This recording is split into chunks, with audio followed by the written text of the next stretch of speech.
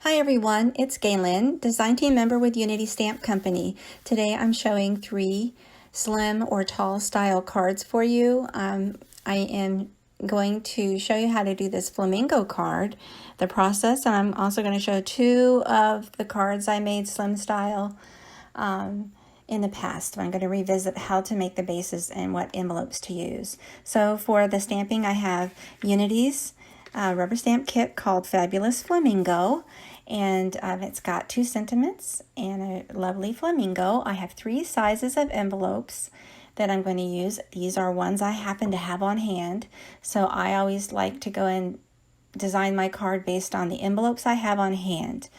And also I'm using my Creative Time tall frame dies and tall frame die layers. I have Pink Fresh Studios, and it's Slim Fancy diagonal stripes and Slim Ornate banner dies. I have a Fiskars paper trimmer and a Martha Stewart Crafts scoring board, and I also use a bone folder for the stamping, for the scoring for the paper.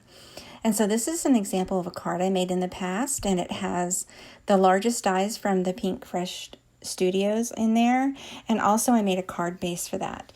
I'm using envelopes that are number 10 for this one. It is the largest envelope I'm using. It's like a business style. The envelope is 4 1/8 by 9 1/2. The card is actually 9 1/4 by 4, and the base cut is 9 1/4 by 8 inch, and I will score that at 4 inches. And so that can be used horizontally or vertically for a card design. I'm just showing how to make a base. You don't need dies at all. You can just use a paper trimmer and trim some more layers. And so that is for use with that largest envelope that I have, number 10 envelope. And again, it's nothing fancy, but you can get special fancy design and thickness and colors at a stationery store, or you can order them online. Maybe envelopes.com has lots of assortments.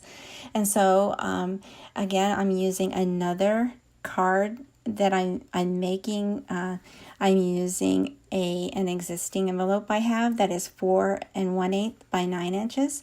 The card itself is going to be 7 1/2 by 3 3/4 inches. And the card base is cut at 7 1/2 by 7 1/2 and scored at 3 3/4.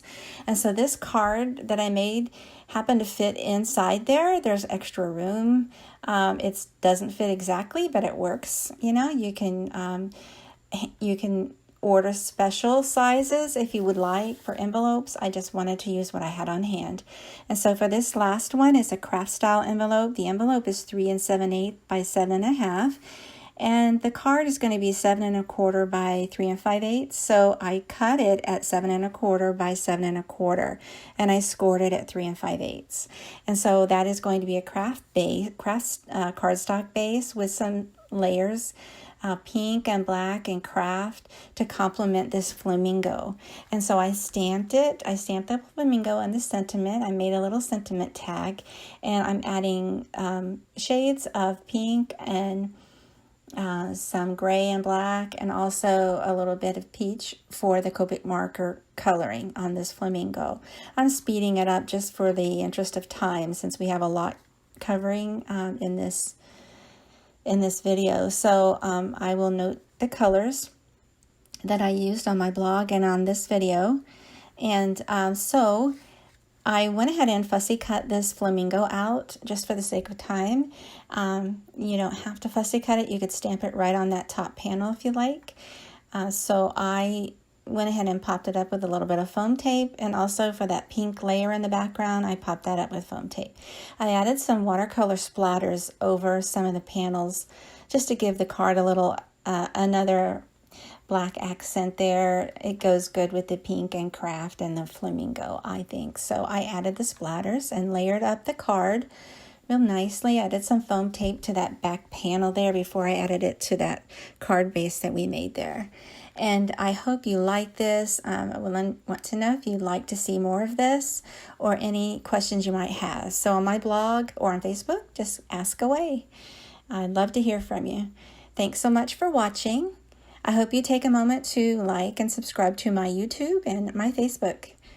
Thanks a lot and have a great day.